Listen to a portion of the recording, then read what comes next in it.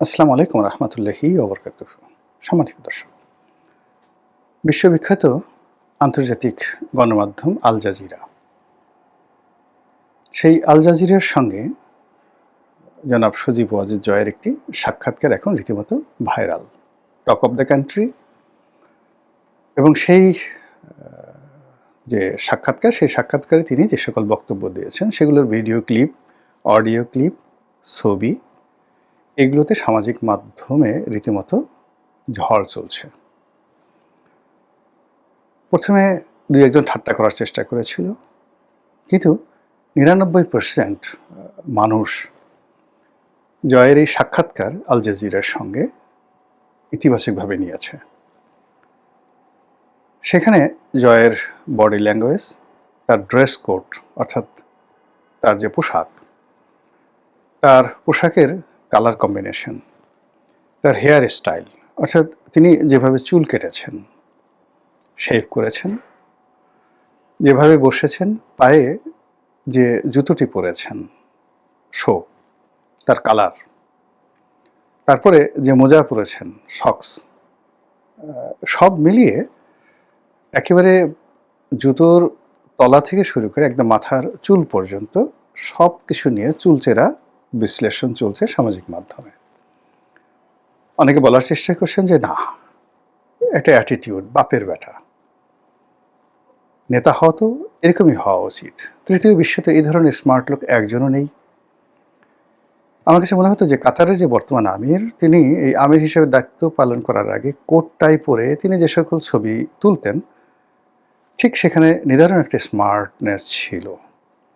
Barack Obama, Bill Clinton, তাদের পোশাক পরিচ্ছদে অসাধারণ স্মার্টনেস ছিল, বা এখনও আছে। তো সেই দিক থেকে মানে জয়ের যে অভিব্যক্তিটা ফুটে উঠেছে ওই ছবিতে, অর্থাৎ আল জাজিরা সাংবাদিক, তিনিও যথেষ্ট স্মার্ট, ইন্ডিয়ান জেন্টলম্যান। তার পোশাক, তার ড্রেস কোড, তার বসার ভঙ্গি সব মিলিয়ে অসাধারণ। মানে ওই আল জাজিরার সাংবাদিকটিও যে কোনো মানে যাকে বলা হয় সাংবাদিকের জন্য অনুকরণীয় একটি মডেল হতে পারেন আগামীতে। এরকম স্মার্ট সাংবাদিক খুব অল্প দেখা যায়। এবং তার বিপরীতে যেভাবে জনাব সজীব ওয়াজেদ জয় বসেছেন, এটি এখন রাজনীতির জন্য মডেল হয়ে পড়েছে। আর তার বিপরীতে বাংলাদেশ, ভারত, পাকিস্তান যে সকল রাজনীতিবিদ রয়েছেন, অনেকে বলার চেষ্টা করেছেন যে জয়ের মতো এত মেকআপ, গেট আপ, স্মার্টনেস অন্য কোনো পলিটিশিয়ানের নেই। তো আমি একটা স্ট্যাটাস দিয়েছিলাম এই ছবিটা নিয়ে, আপনাদের মতামত চেয়েছিলাম। ও মাই গড! মানে আমি যখন এই ভিডিওটি করছি তখন দেখা গেল যে প্রায় 50 লাখ লোক এটি দেখেছে খুব অল্প সময়ের মধ্যে। প্রায় 1.25 লাখ লোক লাইক দিয়েছে, 20,000-এর উপর কমেন্ট হয়েছে, আর শেয়ার যে কত হয়েছে আমি বলতে পারবো না। তখন আমার কাছে মনে হলো এই বিষয়টি নিয়ে ভিডিও করা উচিত। এখন সেই ভিডিওটি কি জয়ের দালালি করব, জয়কে তেল মারবো, আওয়ামী লীগের দালালি করব, নাকি কি করব? দালালি করাটা আসলে আমার কাছে কেন যেন কখনো হয়ে ওঠেনি। ফুটফাট অনেক কথা বলেছি, কারো পক্ষে গিয়েছে, বিপক্ষে গিয়েছে, আর যে যার মতো করে এটাকে মূল্যায়ন করার চেষ্টা করেছে। তো কাজেই এই যে জয়ের যে সাক্ষাৎকার, সেই সাক্ষাৎকারের বিষয় নিয়ে, তার ছবি নিয়ে এই মুহূর্তে বাংলাদেশে এত মাতামাতি হচ্ছে কেন, এটার সাইকোলজিক্যাল, মনস্তাত্ত্বিক বিষয় নিয়ে প্রথমে আলোচনা করি। প্রথমত হলো যে জয় বা তার পরিবার, তারা তো বাংলাদেশ থেকে উচ্ছেদ হয়ে গেছেন। এই 17 মাসের মাথায় তাদের নাম গন্ধ বাংলাদেশে আসার কথা নয়। তাদের চেহারা দেখলে আমাদের বমি হওয়া উচিত, তাদের কথা শুনলে আমাদের গায়ে কিড়বিড় কিড়বিড় করা উচিত। তাদের কথা যদি কেউ আমাদের সামনে বললে মানে মুহূর্তের মধ্যে আমাদের মুখ ফিরিয়ে নেওয়া উচিত। এই তো হওয়া উচিত। যে ন্যারেটিভ গত 17 মাসে আওয়ামী লীগের বিরুদ্ধে, শেখ হাসিনার বিরুদ্ধে, জয়ের বিরুদ্ধে তোলা হয়েছে, 15 লক্ষ কোটি টাকা পাচার করা হয়েছে, হাজার হাজার মানুষ মেরে ফেলা হয়েছে, দেশের 12টা বাজিয়ে দেওয়া হয়েছে। তো এই বাইরে তাদেরকে যারা পরাজিত করেছে তারা এখন রাষ্ট্র ক্ষমতায়, তো সেখানে তাদের নাম আসবে কেন, জয়কে নিয়ে এত মাতামাতি হবে কেন? এটার মনস্তাত্ত্বিক কারণ কি? কারণটা হলো, প্রথমত এখন যারা আছে তাদের ব্যাপারে জনগণ খুশি নন। 2 নম্বর হলো যে জনগণ এখন যারা আছেন তাদের কাছ থেকে যে আশা করেছেন সেখানে বারবার আশাভঙ্গ হয়েছে তাদের। থার্ডলি হলো আগামীতে যাদের ক্ষমতা আসার সম্ভাবনা তৈরি হয়েছে তাদের ব্যাপারেও জনগণ কোনো ভালো কিছু কল্পনা করতে পারছে না। তো এই ক্ষেত্রে মনের ঝাল মেটানোর জন্য নিজেদের রাগ এবং ক্রোধ মানে দেখানোর জন্য তারা মডেল হিসেবে জয়কে সামনে নিয়ে আসছে। এটা যে শতভাগ জয়ের প্রতি তাদের কারো আনুগত্য আছে, প্রেম আছে, ভালোবাসা আছে, নট লাইক দ্যাট। মানে জয়কে সামনে এনে মানে প্রতিপক্ষকে তারা দমন করতে চাচ্ছে, প্রতিপক্ষের মনে ঈর্ষা তৈরি করতে চাচ্ছে। এটা একটা সাইকোলজিক্যাল ট্রিটমেন্ট। যেমন দেখা গেল যে সতীনের ছেলে দেখলে যেভাবে মানে মানুষের রাগ হয়ে যায়, তো তদ্রূপ এখন জয়কে নিয়ে, শেখ হাসিনাকে নিয়ে, আওয়ামী লীগকে নিয়ে কোনো কথা বললে বর্তমান সরকারের যে একটা রাগ হবে, ক্রোধ হবে, এবং এটা দেখে এই সরকারের ব্যাপারে যারা হতাশ তাদের মনে খুব আনন্দ লাগবে। এই কারণে এই জয়কে নিয়ে এই মুহূর্তে মানুষের মনস্তাত্ত্বিক, এটা মানুষ বলতে কি আওয়ামী লীগের বাইরের মানুষ, আওয়ামী লীগের লোকজন তো মরে গেলেও জয়কে ভালোবাসবে, শেখ হাসিনাকে ভালোবাসবে, বঙ্গবন্ধুকে ভালোবাসবে। আমি আওয়ামী লীগের বাইরের লোকের কথা বলছি, আমজনতা। তো এই আমজনতা যে আধিক্যতা দেখাচ্ছে সেটা মূলত বর্তমান যারা আসছে এবং আগামীতে যাদের আসার সম্ভাবনা হয়েছে তাদের প্রতি মানুষের অবিশ্বাস, অনাস্থা, হতাশা ইত্যাদি থেকে এই জিনিসটি হচ্ছে। এটা হলো প্রথম একটা বিষয়। দ্বিতীয় যে বিষয়টি সেটা হলো আন্তর্জাতিক গণমাধ্যম কেন এখন জয়, শেখ হাসিনা, আওয়ামী লীগকে নিয়ে মাতামাতি করছে, সেটিও কিন্তু গুরুত্বপূর্ণ একটা বিষয়। এবং এর পিছনে আন্তর্জাতিক রাজনীতি, তাদের যে থিম, তাদের যে চিন্তা চেতনা, আপনারা জানেন যে এই আল জাজিরাই কিন্তু একটা সময় প্রাইম মিনিস্টার্স মেন করেছিল, তো প্রধানমন্ত্রীর কাছের লোক, এবং একাধিকবার আওয়ামী লীগ সরকারের বিরুদ্ধে তারা বিভিন্ন প্রতিবেদন প্রকাশ করে হইচই ফেলে দিয়েছিল এবং শেখ হাসিনাকে যথেষ্ট বিব্রতকর অবস্থায় পড়তে হয়েছে। তো সেই আল জাজিরা কেন এখন ডক্টর মোহাম্মদ ইউনূসের পিছনে লেগেছে? বিএনপি নিয়ে কেন তারা মাতামাতি করছে না? আওয়ামী লীগকে কেন তারা আবার হাইলাইটে নিয়ে আসছে? এর পেছনে মধ্যপ্রাচ্যের রাজনীতি, এর পেছনে আমেরিকার রাজনীতি, এর পেছনে ভারতের রাজনীতি অনেকাংশে জড়িত। থার্ডলি, এই সাক্ষাৎকারে কতগুলো পয়েন্ট সামনে এসেছে। সেই পয়েন্টের মধ্যে যে বিষয়গুলো আমার সবচেয়ে প্রথম নজরে এসেছে সেটা হলো জয় খুব স্ট্রেট এবং ফরওয়ার্ড ওয়েতে যেভাবে উত্তর দিয়েছে আমি এটা কল্পনাও করতে পারিনি। যেমন বলা হয়েছে যে তার মায়ের রাজনীতি কি শেষ? তিনি বলেছেন সম্ভবত শেষ, কারণ তিনি এখন বৃদ্ধ হয়ে গেছেন, তার বয়স হয়ে গেছে। এই যে সাহস, এই শক্তি, এই কথাটি যদি জনাব তারেক রহমান সাহেব 2018 সনে বলতে পারতেন জয়ের মতো করে, তাহলে বেগম খালেদা জিয়ার জন্য অনেক ভালো হতো এবং তাকে সম্ভবত জেলে যেতে হতো না।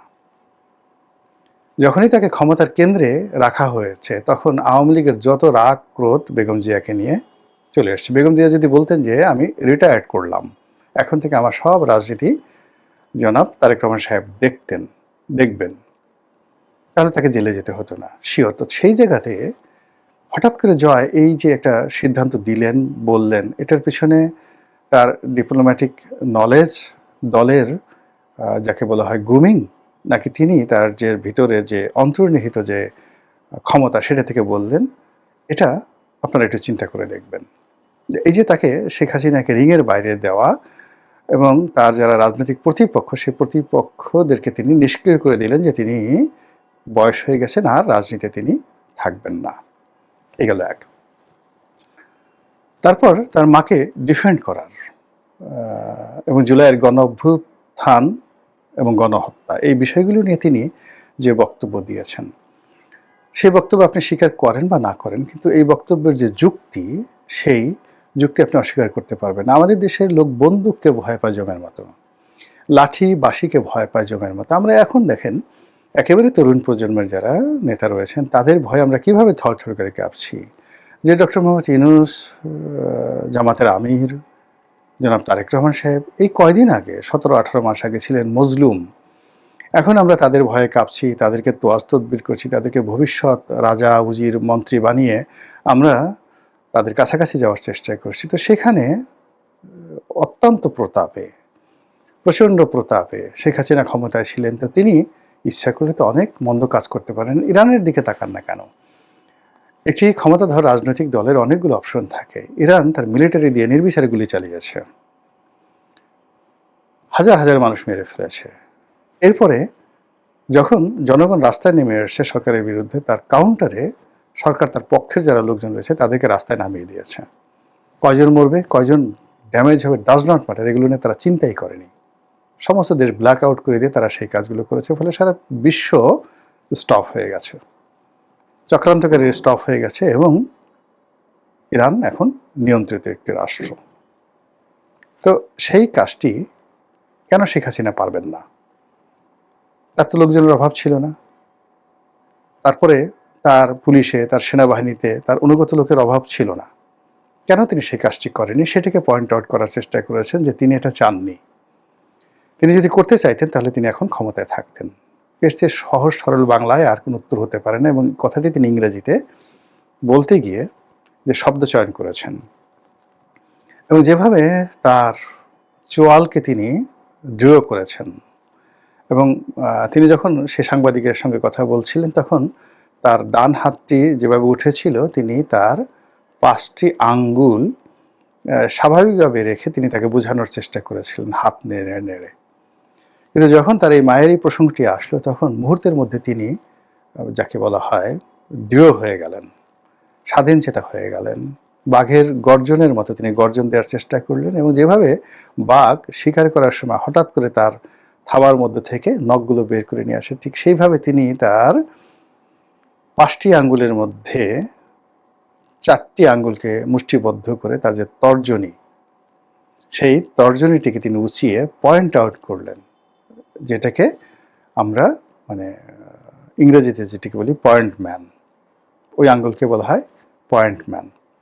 আমরা ছোটবেলায় একটা কবিতা পড়েছি না, where is a thumbkin, where is a thumbkin, here am, how are you today sir, very good, এরকম একটা কবিতা বলছি না? তো বুড়ো আঙ্গুল এটাকে থামকিন, আর ওটাকে বলা হয় পয়েন্ট ম্যান। আপনি যখন কোনো একটা জিনিস সুনির্দিষ্ট করে পয়েন্ট আউট করতে চান, চোখে আঙুল দিয়ে দেখিয়ে দিতে চান, কাউকে খোঁচা দিতে চান, কানে আঙুল দিতে চান, তখন আপনি যে আঙুলটি ব্যবহার করেন সেটিকে বলা হয় পয়েন্ট ম্যান। এবং ঠিক ওই জায়গাটাতে এই পয়েন্ট ম্যান দিয়েই কিন্তু বন্দুকের ট্রিগার টিপে এই আঙ্গুল উঁচিয়ে মানুষকে ধমক দেওয়া হয়, এই আঙ্গুল উঁচিয়ে মানুষকে ডাকা হয়।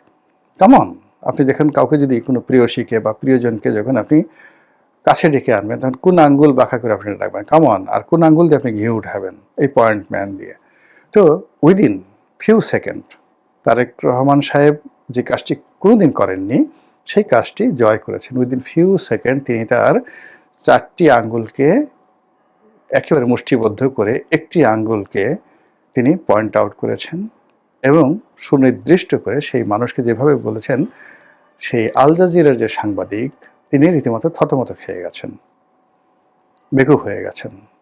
আর এই বিষয়টি সাধারণ মানুষ কিন্তু লুফিয়ে নিয়েছে, এবং এটার মধ্যেই তারা একজন স্টেটসম্যান, এই জয়ের স্টেটসম্যান এই যোগ্যতাটা খুঁজে পেয়েছেন।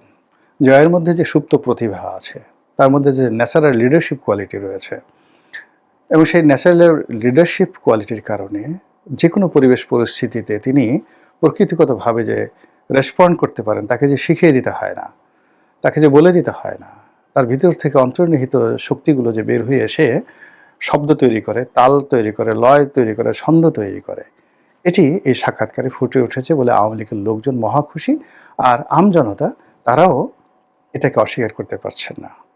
এরপর হলো তার যেটা সুন্দর শরীর আছে, লম্বা শরীর আছে, পোশাক আশাক পরলে যে তাকে ভালো লাগে, আর তিনি পোশাক আশাক কেনার সময়, বানানোর সময় তিনি যে কালার ম্যাচ করতে পারেন, পছন্দ করতে পারেন, আবার এগুলো পরার পর তার যে ফিটিং ভালো হয়, কুঁচকে থাকে না, যেখানে সেখানে কুঁচকে থাকে না, তার জুতোটা মানে তার মুখের সঙ্গে মিলে না। অনেকের দেখবেন যে মুখ গোলগাল, জুতো পরছে লম্বা, অনেকের মুখ দেখবেন যে লম্বা, জুতো পরছে গোলগাল, ঢাউস আকৃতির একটা জুতো পরেছে। জুতো পরেছে তো সেই বিভিন্ন রং বেরঙের, সাদা জুতো পরেছে, লাল জুতো পরেছে, মানে বিশ্রী রকম দেখতে। হ্যাঁ, যেগুলো নিয়ে গান আছে, মানে দাদাবাবু যায় লাল জুতো পায়, দিদিরে সব কি যেন একটা গান আছে না, তাকিয়ে থাকে, এরকম অদ্ভুত, অদ্ভুত জিনিসগুলো অনেকের দেখবেন। তো সেই দিক থেকে জয়ের যে ড্রেস কোড, সে যেভাবে বসেছেন, যেভাবে পায়ের উপর পা তুলেছেন ক্রস লেগ, পায়ের উপর পা তোলার পরে বেশিরভাগ লোকের দেখবেন যে সে যে সক্স পরেছে, মোজাটা পরেছে, অনেক সময় শর্ট মোজা পরে পায়ের একটা অংশ দেখা যায়, গোড়ালির একটা অংশ দেখা যায়, লোম-ঠোম বের হয়ে থাকে। ভীষণ রকম বিশ্রী লাগে। তো সেই দিক থেকে তার ওই যে ক্রস লেগ করার ফলে যে পরিমাণ প্যান্ট উঠেছে, তার সঙ্গে, সঙ্গে তার সক্স সেটা ঢেকে দিয়েছে। আর সে যেভাবে লম্বা শরীর, সেই লম্বা শরীরের সঙ্গে তার জুতার যে আকৃতি, তার যে ডিজাইন, এই পুরো জিনিসটা এমনভাবে ম্যাচ করেছে। মনে হচ্ছে যে মানে আ আপনি টম ক্রুজ বলেন, শাহরুখ খান বলেন, যারা এই মুহূর্তে খুবই স্টাইলিস্ট দুনিয়াতে, তার চেয়ে জয়ের যে স্টাইলটা, সেই স্টাইলটা অনেকের কাছে দৃষ্টি আকর্ষণ করেছে। অন্য সময় তার চেহারার মধ্যে যে একটা ফ্রাস্ট্রেশন এসছে, আ তো সেই তুলনায় এবার দেখা গেল বেশ সে অবিচল, শান্ত এবং দৃঢ়। তো এই বিষয়গুলো নিয়ে ভীষণ রকম আলোচনা হচ্ছে এবং সেই আলোচনার প্রেক্ষিতে আগামীর গণতন্ত্র, আগামী রাজনীতি সবকিছুতে মানুষ যে জয়কে সম্পর্কিত করার চেষ্টা করছে, আমি এর মধ্যে মন্দ কিছু দেখি না। মহান আল্লাহ আমাদের সবাইকে হেদায়েত দান করুন এবং হেফাজত করুন। আসসালামু আলাইকুম ওয়া রাহমাতুল্লাহি ওয়া বারাকাতুহু।